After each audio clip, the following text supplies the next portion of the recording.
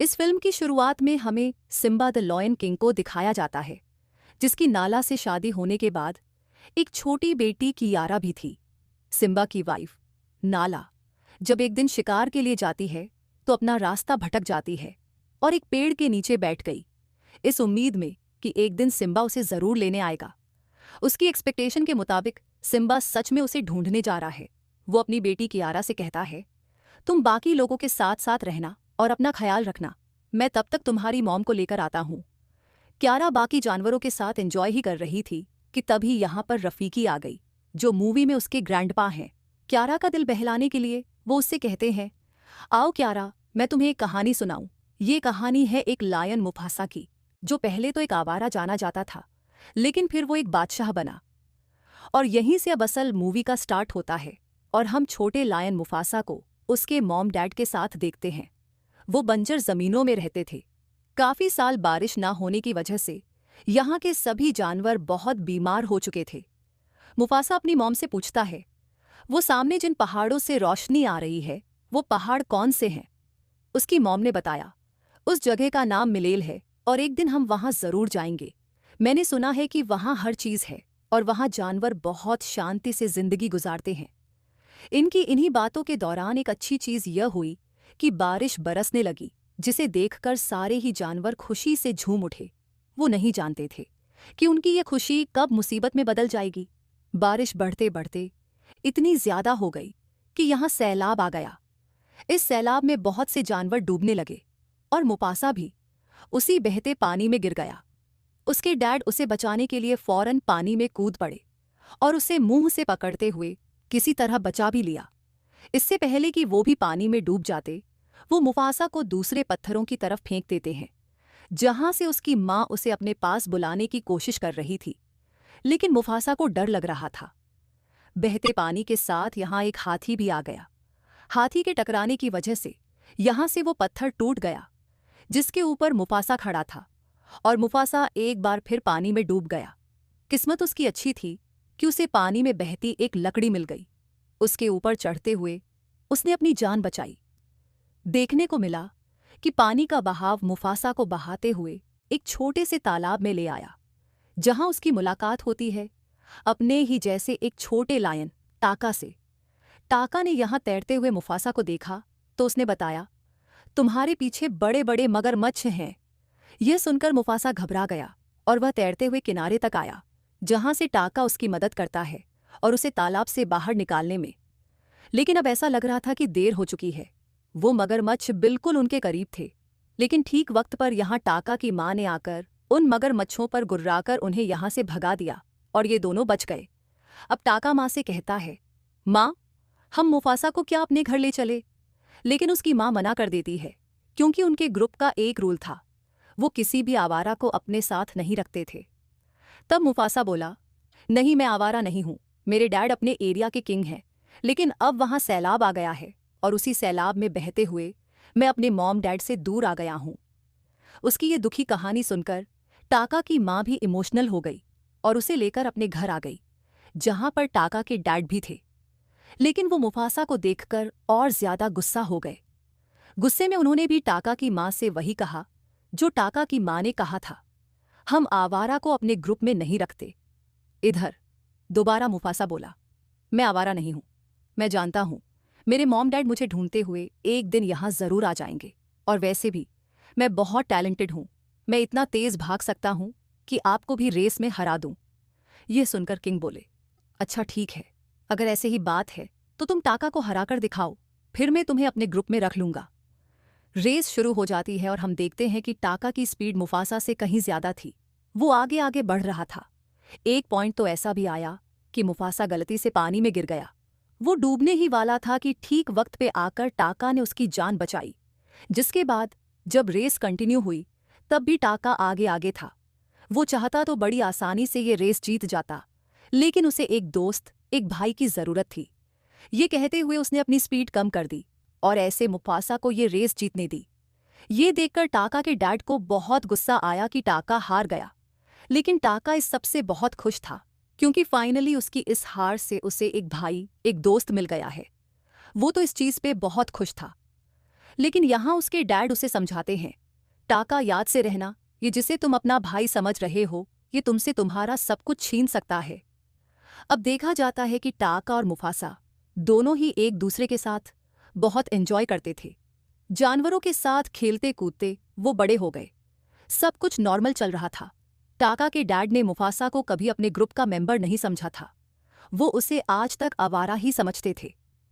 एक दिन देखने को मिला कि मुफासा अपनी माँ के साथ शिकार पे गया था। टाका छुपके से पीछे खड़ा हुआ था। ये लोग इससे पहले कि हिरन का शिकार करते, इनके सामने एक बहुत बड़ा खतरा आ गया। इनके सामने सफेद शेर आ गए जो इनसे कहीं ज्यादा ताकतवर होते हैं। इन्हें देखकर टाका छुप गया और यह चीज उसके माँ ने भी नोटिस किया। जब ये सफेद शेर इनके इलाके की हिरणों पे वार करने लगे तो तब टाका की माँ उनके सामने आ गई। इन दोनों के बीच में लड़ाई हो गई और अपनी माँ को बचाने के लिए मुफासा उन सफेद शेरों से लड़ने लग गया। वो अकेला ही इन दोनों पर भारी पड़ रहा था।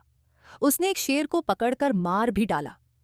अपने साथी के मरने से दूसरा सफेद शेर कमजोर हो गया और यहां से चला गया।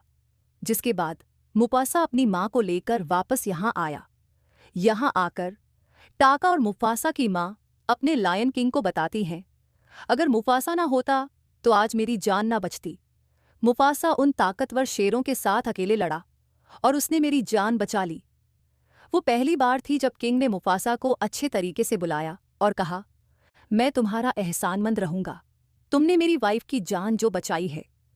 अभी उसने यही बोला कि मुफासा कहने लगा, मुझे हवाओं का रुख बता रहा है कि वो शेर हमसे बदला लेने आ रहे हैं।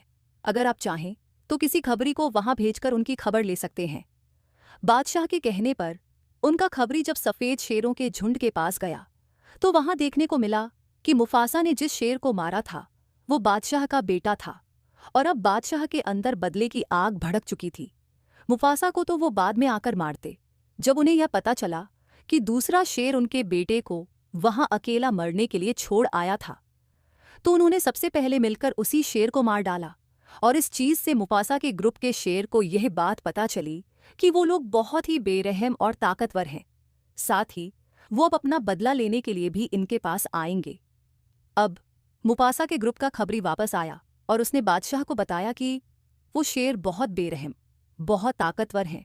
हम लोग उनका मुकाबला नहीं कर पाएंगे। हमारे 2 शेरों के बराबर है उनका एक शेर है और वो लोग बहुत तेज भागते हैं। जल्द ही अपना बदला लेने के लिए वो यहाँ पहुंच भी जाएंगे। ये सुनकर बादशाह बहुत ज्यादा डर गए और उन्होंने टाका से कहा, अगर तुम्हें अगला बादशाह बनना है तो तुम्हें यहाँ से भागना पड़ेगा, नहीं तो यहाँ कुछ नहीं बचेगा और हमारा नामो निशान सब भूल जाएंगे। सुबह का सूरज निकलते ही टाका की माँ टाका और मुफासा से कहती है, देखो पहाड़ों के बीच जहां से रोशनी आ रही है उस जगह का नाम है मलेले। तुम्हें वहां जाना है और तब तक वहां रहना है जब तक यहाँ का खतरा टल न जाए, ताकि ठीक वक्त आने पर तुम अपनी सल्तनत दोबारा संभाल सको। टाका और मुफासा तो यहाँ से निकल गए, लेकिन इतने में ही पीछे उन सफेद शेरों का पूरा झुंड भी आ गया और उनके बादशाह ने आकर टाका के डैड से पूछा, बताओ कौन है जिसने मेरे बेटे को मारा था। टाका के डैड ने ऐसी एक्टिंग की कि जैसे वो तो जानते ही न हो कि क्या हुआ है। इस चीज ने सफेद शेरों के बादशाह को गुस्सा दिलवा दिया। यही नहीं, उसके बाकी शेर जो यहाँ की तलाशी ले रहे थे, उन्हें पता चल गया कि 2 शेर यहाँ से भागे भी हैं। वो उनका पीछा करने लगे। उनकी स्पीड इतनी तेज थी कि जल्द ही वो टाका और मुफासा के करीब पहुंच गए। उन्हें करीब देखते हुए मुफासा ने टाका से बोला, टाका हमें यहाँ रुककर लड़ना चाहिए, भागना बहादुरी नहीं है। लेकिन अब वो ज्यादा थे और मुफासा और टाका 2। इसी बीच टाका ने कहा, हमें भाग जाना चाहिए। इनकी इन्हीं बातों के दौरान वो सफेद शेर बिल्कुल इनके पास भी आ गए और इनसे आकर उन्होंने सवाल किया, बताओ किसने मारा था हमारे नवाब को। उन्हें देखते ही मुफासा ने बिना डरे उन्हें कहा, मैं था जिसने मारा। लेकिन उन्होंने मुफासा की बात पे यकीन नहीं किया क्योंकि वो टाका को सूंघ चुके थे। टाका के खून से बादशाह के खून की खुशबू आ रही थी और उन्हें लगा कि टाका ने ही जरूर उनके नवाब को मारा होगा। हालांकि मुफासा कहता भी रहा कि नहीं, टाका को छोड़ दो, सब गलती मेरी है, लेकिन वो अब टाका के पीछे पड़ चुके थे। ऐसे में टाका मुफासा को लेकर भागा और नदी के आखिरी किनारे पे आ गया। जिसके नीचे पानी ही पानी था। इससे पहले कि ये सफेद शेर उन्हें पकड़ते या कुछ करते, टाका मुफासा को लेकर पानी में जंप कर देता है। पानी का बहाव उन्हें एक मैदान तक ले आया। पानी से तो अब टाका और मुफासा बाहर निकल आए, लेकिन रात होने पे उन्हें बहुत ज्यादा भूख लग चुकी थी। ये लोग खाने की तलाश में घूम रहे थे। तभी उन्हें जंगलों में से किसी की स्मेल आई। उन्हें लगा कि ये उन्हीं जैसा कोई शेर है। पास जाने पर पता चला कि ये एक शेरनी थी, जिसका नाम था सराबी, जो इन्हें देखकर सुख का सांस लेती है और इन्हें बताती है कि हर जगह उन सफेद शेरों का डर बैठा हुआ है। उन्होंने मेरे भी पूरे ग्रुप को मार डाला और बस मैं ही जिंदा बची हूं यहां पर। हम शाजू नाम के एक छोटे से बर्ड को भी देखते हैं, जो शराबी का था। शराबी के लिए ये बर्ड जासूसी का काम करता है और सफेद शेरों के आने से पहले ही उसे छुपने को कहता है। ये एक तरह उसका बॉडीगार्ड है। हमें पता चला कि शराबी भी मलेले जाना चाहती है, जहां पर टाका और मुफासा जाना चाहते हैं। अपनी सेफ्टी के लिए वो उनके साथ अपना आगे का सफर एक साथ कंटिन्यू करने का डिसाइड करते हैं। थोड़ा आगे जाने पर इन्हें खाने की खुशबू आई। यह तो बंदरों की खुशबू थी, जिन्हें यह मार खाते थे। इन्हीं बंदरों के अंदर पहली बार मुफासा को मिला रफीकी। इस टाइम उसकी उम्र काफी कम है। रफीकी को उसके जैसे बंदर बिल्कुल पसंद नहीं करते। वो उसे अपने झुंड से निकाल चुके हैं। ऐसे में ही वो मिला है इन तीनों से। इससे पहले कि ये लोग रफीकी का शिकार करके उसे खा जाते, रफीकी उन्हें बताता है कि मुझे मलेले का रास्ता आता है। यह बात सुनकर वो तीनों हैरान हो गए। मुफासा ने कहा, सच बताओ? तो रफीकी ने कहा, हाँ, मैं पहले वहीं रहता था और अब मैं दोबारा मलेले ही जा रहा हूं, क्योंकि वहां पर मेरा भाई रहता है। भाई वाली बात तो झूठ थी, लेकिन हाँ, उसे मलेले का रास्ता आता था। यह बात सच थी। खैर, यह बात जानकर कि रफीकी को मलेले का रास्ता आता है, ये लोग उसे खाने का इरादा छोड़ देते हैं और उसे अपने ग्रुप में शामिल कर लेते हैं, ताकि वो उन्हें आसानी से मलेले तक पहुंचा सके। सफ़र करते करते सुबह हो जाती है और सराबी हवाओं के रुख से पता चलाती है कि वह सफ़ेद शेर अभी भी उनका पीछा कर रहे हैं। सराबी को लगता है कि वो सफ़ेद शेर इनकी नस्ल को खत्म करना चाहते हैं। सराबी इन्हें यहाँ पर रेस्ट करने से मना करती है और ये लोग सफ़र कंटिन्यू रखते हैं। रास्ते में टाका मुफासा को बताता है कि मुझे सराबी अच्छी लगने लगी है और मुफासा यहाँ पर उसे इम्प्रेस करने के तरीके बताता है। मुफासा उसे कहता है, मुझे सराबी के जिस्म से गुलाब के फूलों की खुशबू आ रही थी। तुम जाओ, ये बात उसे बताओ, लड़कियों को ये बातें बहुत पसंद आती हैं। उसके कहने के मुताबिक टाका ने ऐसा ही किया और वाकई ये बात सुनकर साबी टाका से इम्प्रेस भी हो गई। खैर, यहीं पर इनके सामने हाथियों का झुंड भी आ चुका था और अब बहुत सारे सफ़ेद शेर भी इनके बहुत करीब आ चुके थे। असल में सफ़ेद शेर इनके इतने करीब इसलिए आ गए थे क्योंकि वो बड़ी बड़ी छलांग लगा सकते थे और उन्होंने पहाड़ी इलाका छलांग लगा लगा के पार कर लिया था, जिसे ये लोग नीचे से पार करते हुए आए थे। अब इन सफ़ेद शेरों से बचने के लिए इन्हें कुछ तो जुगाड़ करना था। शराबी जल्दी से एक पेड़ के ऊपर चढ़ जाती है और वहां पे लगा मधुमक्खियों का छत्ता फाड़ देती है, जिससे हर जगह मक्खियां ही मक्खियां हो गईं। इन मक्खियों ने हाथियों को तड़पा दिया और हाथी जब बेकाबू होकर इधर उधर भागे तो सफ़ेद शेर उन हाथियों के दरमियान उलझ गए। ऐसे ही लोग सफ़ेद शेरों से तो बच जाते हैं, लेकिन देखने को मिला कि सराबी जो पेड़ के ऊपर चढ़ी थी वो वहां से उतर नहीं पाई। वो एक टहनी से लटकी हुई थी और अचानक टहनी के टूटने पे वो नीचे हाथियों के झुंड में गिर गई। इससे पहले कि हाथी कोई उसके ऊपर पांव रख देता और वो मर जाती, मुफासा उसकी जान बचाने के लिए पास आया। वो उसे साइड पे करते हुए उसके ऊपर खुद खड़ा हो जाता है और इस तरह उसकी जान बचाता है। यहाँ देखने को मिला कि हाथियों का जो झुंड यहाँ पहाड़ों पर भाग रहा था, उनके तेज भागने की वजह से पहाड़ों पर बनी हुई चट्टानों के मीनार टूटने लगे और रास्ता बंद हो गया, जहां से सफ़ेद शेर इनके करीब आ सकते थे। सफ़ेद शेरों का तो खतरा टल गया, लेकिन अब शराबी बेहोश थी। रफीकी फौरन शराबी के पास आया और उसके गर्दन की कुछ नसें दबाते हुए उसे होश में लेकर आया। शराबी उठते ही ये सवाल करती है, मेरी जान किसने बचाई? और फौरन बिना हिचकिचाए मुफासा झूठ बोल देता है, तुम्हारी जान टाका ने बचाई। वो चाहता था कि शराबी टाका से इम्प्रेस हो जाए। मुफासा के झूठ से तो टाका खुद हैरान था। शराबी बाहर आकर टाका को थैंक यू कहती है। रफीकी, जिसने सब सच देखा था, जो सब जानता था। उसके दिल में मुफासा के लिए इज्जत बहुत ज्यादा बढ़ गई, क्योंकि उसने देखा था कि मुफासा बहुत ज्यादा बहादुर होने के साथ साथ बहुत बड़े दिल का भी मालिक था। वो अपने भाई के लिए एक ढाल बना हुआ था। ये लोग अपना सफर अब आगे कंटिन्यू करते हैं और बर्फीले पहाड़ों के पास पहुंच जाते हैं, जिन्हें पार करके ये लोग बस मलेले पहुंच जाते तो इन्हें अपने बहुत करीब दिखाई दे रही थी। ये लोग आगे बढ़ते जा रहे थे, लेकिन प्रॉब्लम ये थी कि जैसे जैसे ये आगे बढ़ रहे थे, बर्फ में इनके पैरों के निशान बैठ रहे थे। ऐसे में सफेद शेर कभी भी उन्हें देख लेते। तब मुफासा सराबी के बर्ड शाजू से रिक्वेस्ट करता है, तुम जाकर हमारे पांव के नीचे की बर्फ को हटाते रहो ताकि वहां से सारे निशान मिट जाएं। मुफासा का ये आइडिया बहुत अच्छे से काम कर रहा था। जब सफेद शेर यहाँ पहुंचे तो उन्हें यहाँ पर पैरों के कोई निशान नहीं दिखाई दिए और वो कंफ्यूज हो गए कि अब वो उन शेरों को पकड़ने के लिए किस डायरेक्शन में जाएं। मुफासा की इस आइडिया से तो सराबी भी इंप्रेस हो गई थी। इसके अलावा भी मुफासा यहाँ पे कई ऐसे फैसले लेता है और ऐसे बहादुरी के काम करता है जिससे शराबी को ये बात पता चल जाती है कि मुफासा ही वो था जिसने अपनी जान पे खेलकर शराबी की जान बचाई थी। उसकी बातों से अब शराबी ने यह भी अंदाजा लगा लिया था कि उसके जिस्म से आती फूलों की खुशबू को टाका ने नहीं बल्कि मुफसा ने महसूस किया था। इसलिए अब वो मुफासा की तरफ अट्रैक्ट होने लगी और यह चीज महसूस करते हुए मुफासा उसे यह यकीन दिलाने की कोशिश करता रहा कि नहीं, ये सब काम करने वाला कोई और नहीं बल्कि टाका था। उनकी ये बहस चलती रही। सराबी चाहती थी कि मुफासा कन्फेस करे, सारे काम उसने किए हैं। उन्हें ऐसे करीब देखकर टाका जलस होने लगा और टाका को लगा कि मुफासा उसके साथ गद्दारी कर रहा है। उसे अब अपने डैड की वो बात याद आने लगी जब उन्होंने कहा था, एक दिन आएगा जब यह मुफासा तुम्हारा सब कुछ ले उड़ेगा।